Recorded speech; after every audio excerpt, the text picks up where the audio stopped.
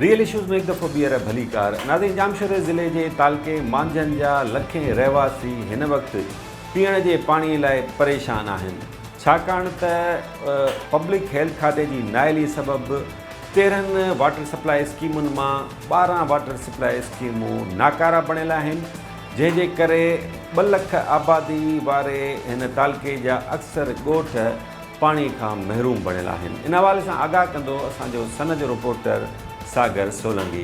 मांझन तेलको जेको मुकमल तरह सां निधन को बणियल आहे। मांझन तेलके में 530 ॻोठ आहिनि ऐं हिन तेलके जी 2 लख आबादी आहे। 530 ॻोठनि खे पीअण जो पाणी फराहम करण जे लाइ पब्लिक हेल्थ इंतज़ामिया तरफ़ां 13 वाटर सप्लाई स्कीमूं मिलियल आहिनि, पर पब्लिक हेल्थ इंतज़ामिया जी नाअहली जे करे 13 मां 12 वाटर सप्लाई स्कीमूं जेके मुकमल तरह सां बंदि थी वियूं आहिनि, जंहिंजे करे हिन तेलके में पीअण जे पाणी जो वॾो फुक़दान पैदा थी वियो आहे। पाणी जी खोट हुजण सबबि ज़िंदगी फथकी रही आहे।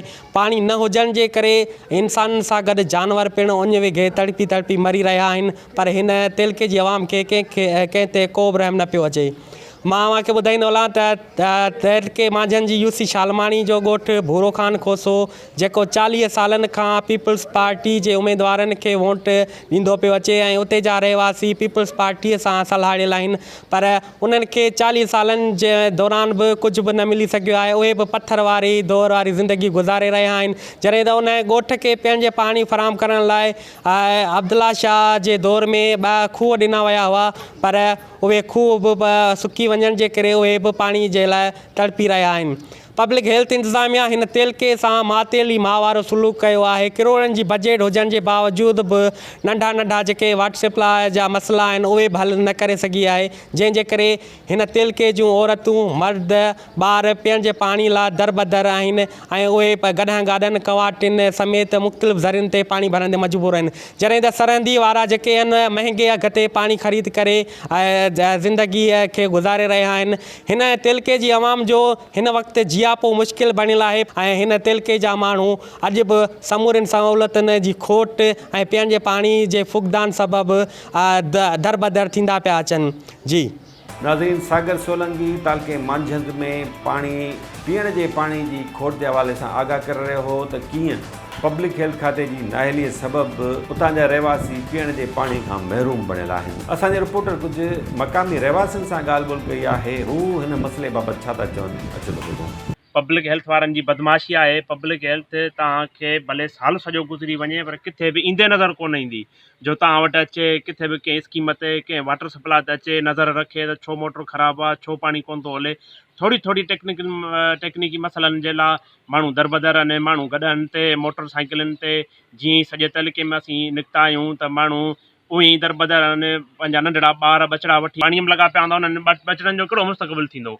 त ईअं ई सॼे तलिके जी सूरत हाल आहे, जिते किथे बि तव्हांखे साफ़ु पाणी पीअण जे लाइ न मिलंदो। पब्लिक हेल्थ वारनि जी एतिरी बदमाशी आहे, एतिरी फुरलुट उन्हनि जी आहे, जो करप्शन करे खाइनि पिया, पर सॼे तलिके में तव्हांखे किथे बि नज़र कोन ईंदा। पूरे ज़िले में तव्हां वञो किथे बि तव्हांखे साफ़ु पाणी कोन मिलंदो। पीपल्स पार्टी में आहियूं, असांजे पाणी जो सहूलियत का बि असां वटि मिली न सघियो आहे। असांखे महिरबानी बिलावल भुट्टी खे अपील था कयूं त असांखे पाणी जो सहूलियत ऐं वाटर सप्लाई ॾिनो वञे। को रोड न को रस्तो आहे, न को पाणी आहे, का बि शइ सहूलियत न आहे असांखे, न को नौकिरी आहे न कुझु आहे। 12 ॻोठनि हिते, 12 ॻोठनि में न को पाणी न को रस्तो न को नौकिरी ॾिनो। असां अपील कयूं था बिलावल साहिब खे, सिंध गवर्नमेंट खे, शाह साहिब खे, असांजो ग़रीबनि जो ख़्यालु रखे, ग़रीबनि जो हथु रखे, ग़रीबनि जे मथां हथु रखे। मथां बग़दादी इलेक्शन लॻो पियो आहे, माण्हुनि खे एतिरो चए माण्हुनि वटि अचे, माण्हू वटि हली वञनि, उते पंहिंजा हल्कनि तकनि में कमु कनि। पाणी जी एतिरी खोट आहे जो माण्हू वीचारा परेशान आहिनि। ग़रीब माण्हू पंहिंजे पेट गुज़र जी कनि या पाणी जी कनि। असां हिकिड़ी त पब्लिक हेल्थ जेका आहे सा नाइल इंतिज़ामिया एतिरी आहे, रुगो करप्शन करण पूरी आहे। कंहिंखे बि पाणी जी को स्कीमूं न ॾेई सघी आहे, जंहिंजे करे हिते जो आवाम जेको आहे सो मुसलसल एहतिजाजनि ऐं बुख हड़तालनि ते बि रहियो आहे, पर उन्हनि जेके करप्ट कामोरा आहिनि या असांजा MP MN आहिनि उहे बि ॾिसण खां महांगा थी विया आहिनि। तव्हांखे ख़बर आहे त जेको आहे सो तेलको मांझंद 2 टाउन कमेटियुनि ऐं 7 यूसनि ऐं 100 जे तादाद में ॻोठनि ते मुश्तमिल तेलको मांझंद आहे ऐं हीउ तेलको वज़ीर आला सिंध सैयद मुराद अली शाह जे होम डिस्ट्रिक्ट जामशोरो में मौजूदु आहे। बदकिस्मती जी ॻाल्हि चइजे या जेको आहे सो हुकुमराननि जो जबर चइजे या सिंधी माण्हुनि जे ख़ामोशी जो सबबु इहो सम्झिजे त पब्लिक हेल्थ इंतिज़ामिया या पब्लिक हेल्थ नाले इदारो सिर्फ़ु नाले मात्र इदारो आहे, अमली तरह उन्हनि जो को बि कमु कोन्हे को। सॼे तेलके में तव्हां लकी शाह सदर खां वठी अलियाबाद ताईं हलिया वञो, बुढ़ापुर, मांझंद, लाखा, सन या पसगिरदाई जा जेके बि ॻोठ आहिनि, कंहिं बि ॻोठ में को बि माण्हू जेको आहे सो को बि ॻोठाणू पीअण जे पाणी जी सहूलियत खां सरशार न आहे। नाज़रीन, मांझंद तालके में पीअण जे पाणी जी अणाहठ बाबति तव्हांखे आगाह कयोसीं। हाणे उते सिहत सहूलियतुनि जी केतिरी छिरकाईंदड़ सूरतहाल आहे, केतिरी ख़तरनाक सूरतहाल आहे, उन बाबति तव्हांखे ॿुधायूं था। 2 ॾींहं अॻु सन लॻ इंडस हाईवे ते हिकु हियांव ॾारींदड़ हादसो पेश आयो, जंहिंमें 17 इंसान पंहिंजी हयाती विञाए वेठा। ॿुधायो वञे थो त दरियावासी पोरियत ईद जूं मोकलूं ख़तमु थियण बैदि कराची कम ते वञी रहिया हुआ त साण ई हादसो पेश आयो। पर हादसे बैदि रेस्क्यू जे कमनि ते नज़र फेरायूं त छिरकाईंदड़ सूरतहाल साम्हूं अचे थी।